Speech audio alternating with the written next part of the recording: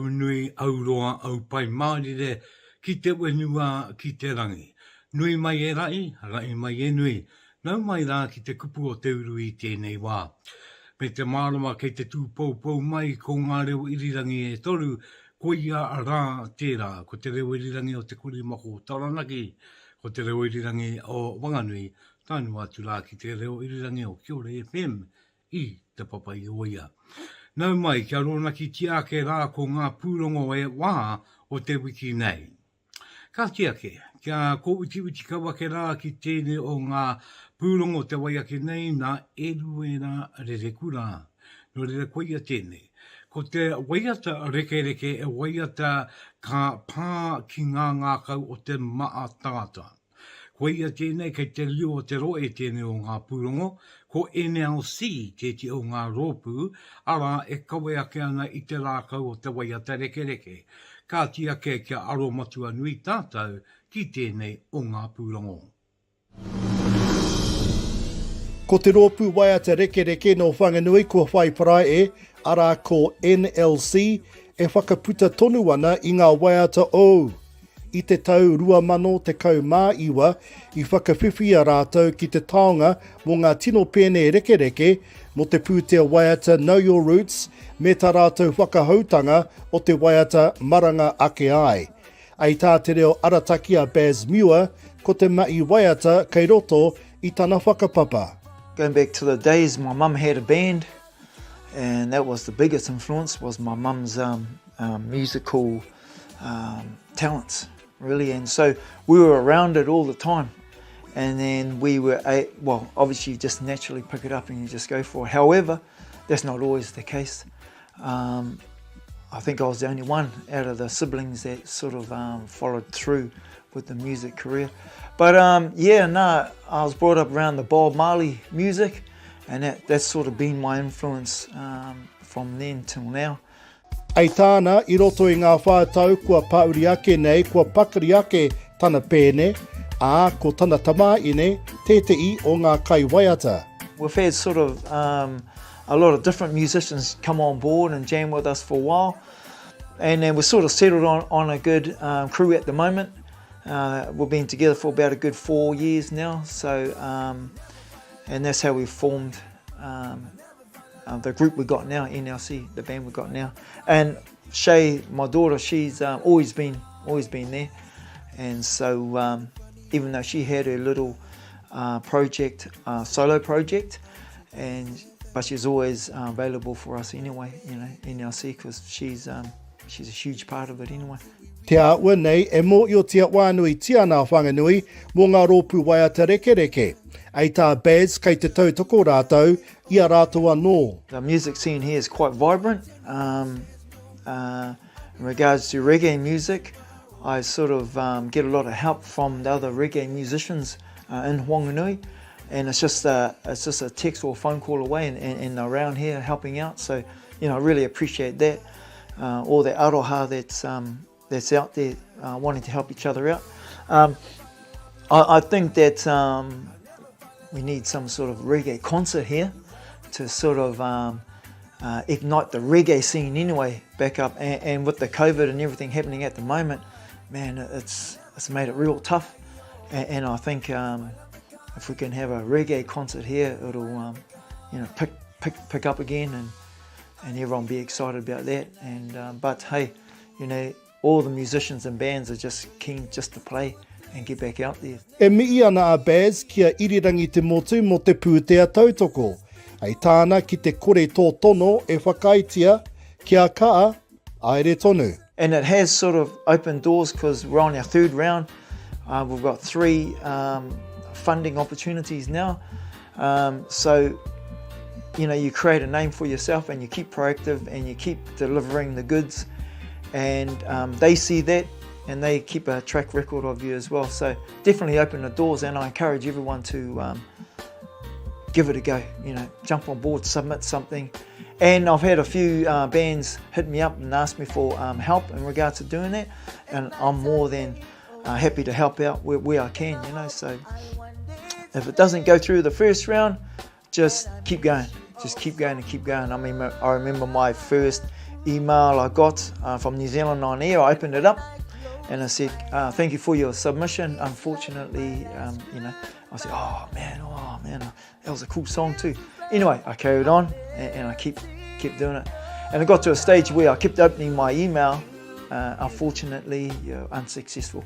So I got used to that pattern and it was okay until this one time I was in the pack and save. I opened my phone, I got an email from New Zealand On Air. I said, yeah, I already know, unsuccessful. And I said, congratulations. Man, I dropped my phone. I was like over the moon, I was delighted.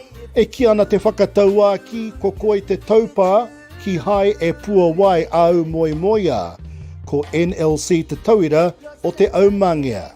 Iriwere rerikura, te reo o te uru. Tēnā rawātu rā kōtau NLC o tia nora e wakapua ki nei ngā wakaro ei wakatainanga ei wakamanawa nui, ei wakamanawa roa i tēnei o ngā tāonga te waiata reke reke. Tika sunu rā ngā kōrero te pūrongo, a koe nei pēr me ngāta i rā tēnā rōpū, ara ki te wakapiki ake i te mauri ora o te ao reke reke ki roto i ngā roe. Koe ia tēnei ko te ao o te reke reke a e kōrero tia ke nei. Ana nore rai e kai reke reke mā koutou ngā pēne wakatangitangi kia kia māia a pai tia ke rā ko tēnei taonga hei oranga mo te ake anō. O tia anō me te mea nei e maara ke rā ki ngā kōrero roto te pūrongo e maara ke rā kia Bob Marley tonu ake. Ko ia, ko te waiata reke reke he waiata reka reka mā tātou ka pai te pūrongo. Kia wai tāta I au ara kia taia ke rā mai te roe o whanganui ana ki te roe tonu o te mana wā tū. Kei kona tātātou nei pūrongo mō tēnei wā. Wea no rā, tērā ia te kaupapa a kei mua I te aroaroa e wenua tupuna, e wenua taketake mō I o tia nei nei rā kei te papa ioia ko Anzac Park. Engari ko ngā wakaritenga o te I kā kāinga, ia no ngā iwi me ngā karangarangatanga o tērā takiwā ki te wakatū mai he marae. O ia noa he papa tūpuna Māori, ki runga I te wenua e mo I o tia nei ko motu o Pautoa. Ko te motu o Pautoa, te ingoa tupuna o Anzac Park. Kia tauria ke rā kia a tātātou nei kai pūrongo kia te mai emi me ene o ngā kōrero. Ko tēnei te puke tapu e kia nei ko te motu o Pautoa. He rangatira nui a Pautoa I ona wā ki tēnei o ngā rohe, ko tēnei te wāhi tawhito o te pā tawhito o rangitāne hoki.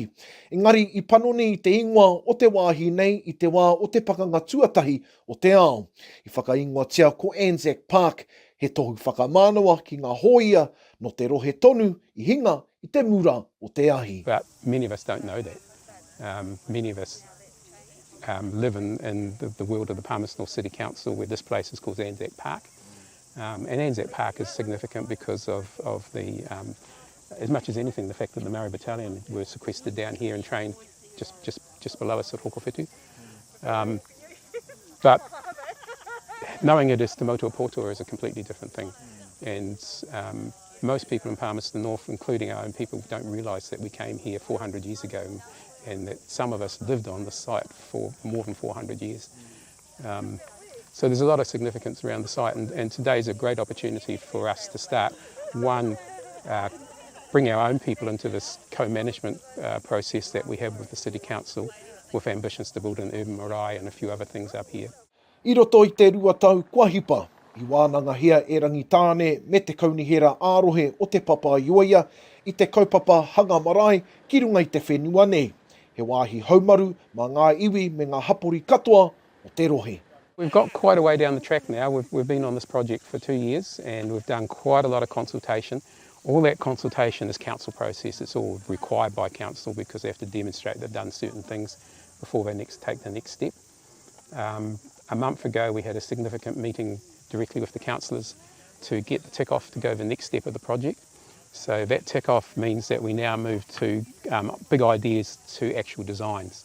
So we've started talking about the actual designs, and for example one of our key ones is to remove all this asphalt and car parking from here.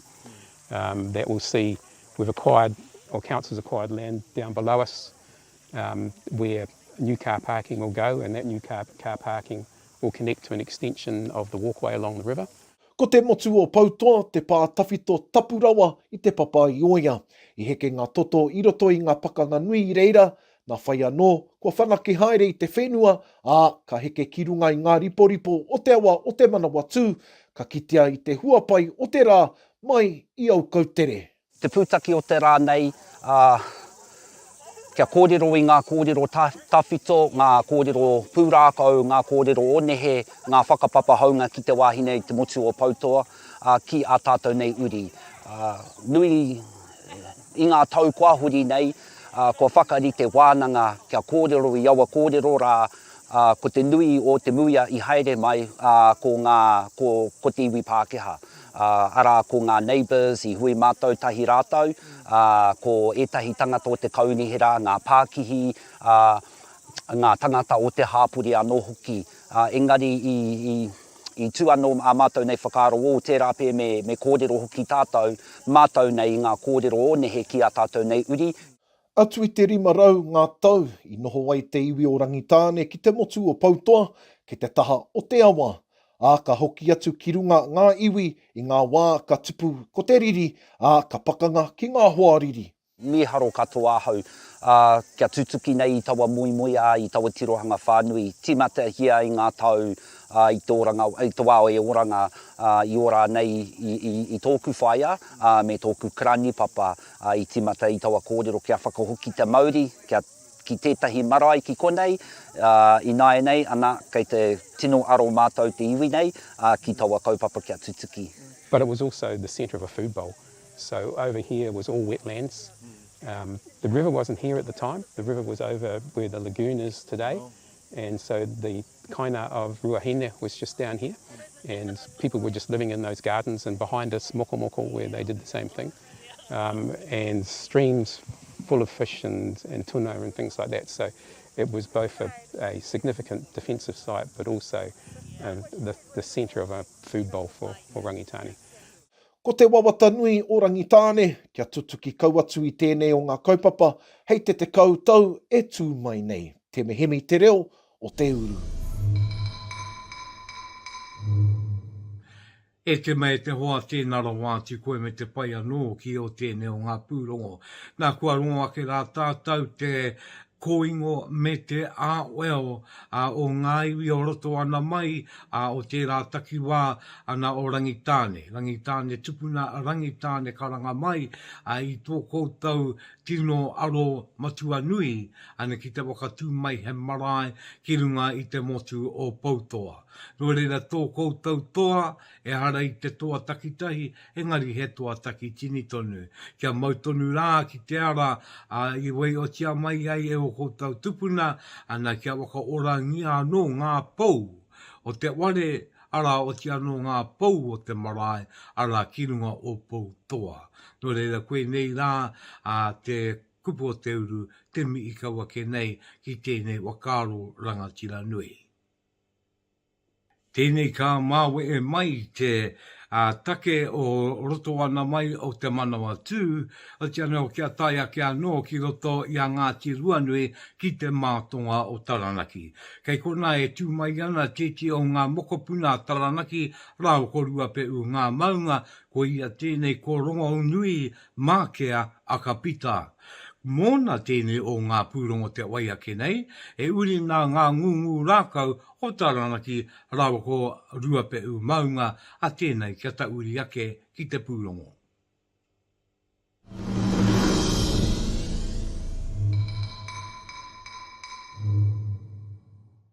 E wita mai ana ko te uri o ngā ngungu rākau o Taranaki rāua ko rua pe u, a rongo nui mākea a kapita. Kua wai marie ki te i kare ipi a kina ki te pāpaka a Māui. Utonu mai mo te roanga ki o e nei kōrero, kia rongo i te rongo nui o rongo nui. Tama tū, tama ora. He tama hūmarie. Ka tino kite ka rongo tērā tuatai i a koe e tiro atu ana ki a rongo nui, ko tana hūmarie tanga. E tama waka ii. I roto i te koanga ngākau, e tama arikoa. Engari, ko te humari e ka tino rongo. O na wero maa, e tika ana ngā kōrero, e kore nei te uara i e tō tika ana te aere, me wiwi wawa runga raro roto wao, a wea atu, ara koia tira. Kano o rongonui a rongonui ki te ao a kinakina i te auriki.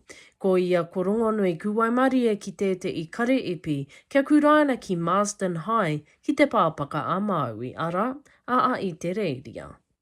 Well, I was shy at the start, and then I just started picking my confidence up, and then I just started enjoying the game.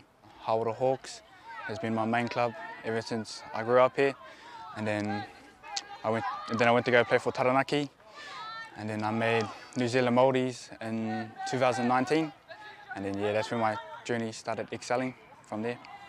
Nā tōna ngā kaumaia ki te rutu i te waka mā, kua pakari aere a rongonui. Pretty much just watching him grow up from a young age, right up to now. He's excelled so much that I think he's ready to journey off to get somewhere bigger and better, I guess. I tino kite i rongo māwaka tana pāpā i tana hiakai, mo tēnei momo hākinakina, me tana ngākau nui. I kitea e ona mātua i te pitomata me te iakai i roto i a rongonui, nā kona ia ta rope iaia me ona pūmanawa. My dad, he's been my inspiration since I was younger. He's helped me run faster, helped me build my confidence up by yelling at me, but it's worked. So yeah, thank you to my dad for all the hard work he's done for me, and my mum, and all my family that's supported me through my journey, and like all the fundraising they did for me. Well, I hope to make it big and make my family proud and carry on my dad and mum's name over in Australia, and hopefully to bring them over so I don't get homesick. E raukura i poipoia ki ngā tikanga o nā mātua, rātau ko tōna wānau. E tawira oki no ngā mātāpono o te ao matua, e pua wai ana ko enei mātāpono i roto i aia. Ko te ngākau, te mata me te kua a ki te wairua. A ahua ie, aere ake ki ea i te ao, ko ia tērā ka pupuri ki roto i tōna whatu manua. For his new career, I'm just hoping that he takes full advantage of this opportunity that he has, and I guess just try as much as he can to get the best of his abilities to his full potential and grow as far as he can go. Kia ita tona Māori. Kia ita tona Māori. Kia rangatira ai tana haere ki roto i tēnei nukutanga o tana ao. Engari,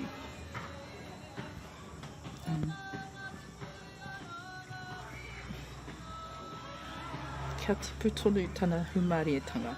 E te, tukuna mā ngā taonga ao tau eke koe e amo ki te ao. Wākina oki, ko ake pūkenga. Rauru Broughton pui, te reo o te uru.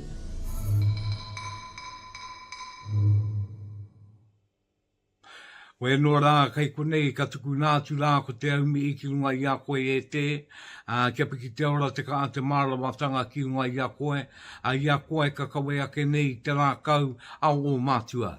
Ana kia tai ake rā koe ki rā wā i wenua, i raro i te mana ki nui o maunga, o kārangatanga o tia noa tainoa rā, ana ki a tō wānau nui tonu. Tika tonu i puta mai rā koe ngā mātā pono o te kura kaupapa, o tia no roto o ki koe i ngā taonga a o mātua a o tupuna. No reira, kia angi tū tō aere runga i te aro wakaiti, ana kia uita atu rā koe ki te mauri ora, e ora mai ai koe. Ka noo mai koe hei tau i rā manawaroa mo te katoa. No reira tēnei a te kupu o te uru, te mi i kaua ke nei, ki te wakaro rangatira, ana ki taupoki nātu rā tēnei wa tātou tamariki, ana ki te mai aroa, ai ka puta atu nei ki te ao. Bueno, mai i roto i te rio te roe o Taranaki, tēnei rā ko te kōmuri au, ka oki anō rā ki te manawa tū, kei kona tēte i tangata, ana e kai peita, koe la tana mai, koe nei ngā puke ngā kairunga i tēnei tangata. No rere e tui tēnei rā, ka tui atu rā ana ki te pūrongo mō.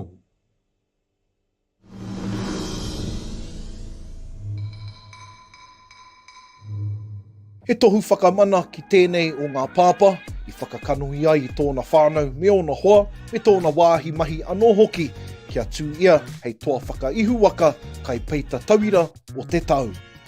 The initial feeling was shock, to be honest. For me personally, I've never won anything like that before, so to be able to win it and come on top, yeah, it was pretty amazing for me. It was a good feeling, because I'm proud of Manu Arataki. I'm born and bred here, so doing that and be able to represent my family, and a lot of my family's never done anything like that before or achieved something like that. So also I'm a product of Hybrid. I don't know if you know where that is, but it's been known for a long time for a lot of negative stuff, but personally it just shows that something positive can come out of places like that. So I always represent where I come from, never forget my roots. Ko te whakataitai, kia waihanga mai ngā kai whakataitai tokowha I tētahi whareiti, I roto I te toru rā. Ko te pai kia ruatita mahi, ko te pai o ngā momo tai, me ngā momo whakairo, I puta ai tōna ihu. So being at the competition, being able to kind of have that at the back of my mind, it's like, oh man, if Gary's seen that, you know, just from the training that I got from him, the way I was trained was different. And I could sort of notice it on the other apprentices' playhouses and stuff, but I sort of wanted to go tell them, but at the same time I had to remember it's a competition. Right, and it's just a little 2% things, like double checking your work and making sure if you see bare timber, you know, put some paint on it and stuff like that. So it's all the little things that Gary's sort of pushed us to learn really helps. So that's actually what got me over the line. So since I was younger, growing up where I did, there's been people looking up to me anyway, because just being able to choose a different path to that and being able to achieve something like this is huge, not just for me, but for my family as well, just showing them, you know, if you put in the hard work, you can do it, but you have to put in the hard work. So it just shows if you do try sometimes, you know, you get the reward, which is probably the best thing for me anyway, and my family. Ko tā ruatita kōrero, e whakakahana ia I te hunga Māori, Pasifika anō hoki ki te whai huarahi, I roto I ngā momo mahi ārehe. Ko tāna anō, he maha ngā hua, tō te mahi peita, me te mahi whakairoiro. Yeah, look at exceptional young man, went out of his comfort zone to go down to Christchurch, be part of this, come back confident and just really bubbling with it. So it's really good to see him go forward with it. The industry was different before, and now is marrying Pacifica and young females, and they definitely bring a really good element to the industry. It's a good hard-working folk, good motor skills, funny. You see Tui's smiling on him all the time. Got a bit of a cheekiness to him, so it's good. There's a definitely good site, and it will continue. BCITO is pushing it, Master Painters is pushing it, and we will follow. We're on to our third girl, aren't we? We've had two girls previously, and we've just got our most recent one. So it's actually really exciting to see some females coming into the industry, like you spoke about with Tui. Yeah, it's really, they're almost like your children. You nurture them through those years, and seeing them come out the other end, you are very proud because, you know, they're like your family. Ko tā Gary Dyer, kai tohu ki GDPD te wāhi mahi aruatita. Ko tāna e miharu ana ia I ngā mahi aruatita, me te mea hoki e wikitoria nui tēnei mā te rohe katoa o te mana watu. Learn the trade of painting, I guess, obviously, but I've just learnt the differences of like new homes, repaints, and being able to kind of better myself and skill-wise and stuff like that, just through the training that they've given me. And there's a lot to painting, more than what I thought. I thought it was just paint the wall and watch it dry, but there's a lot more. I was telling you, like 20% is painting, the rest is all prep. So just being able to learn that kind of stuff from them has been huge. Nā runga I ngā tāwaitanga o te mate kōwhiori, I roto I te tau kuahuri, kua heke te ia o ngā mahi I roto I enei tū momo mahi, me te mahi ārehe, te mehemi te reo o te uru.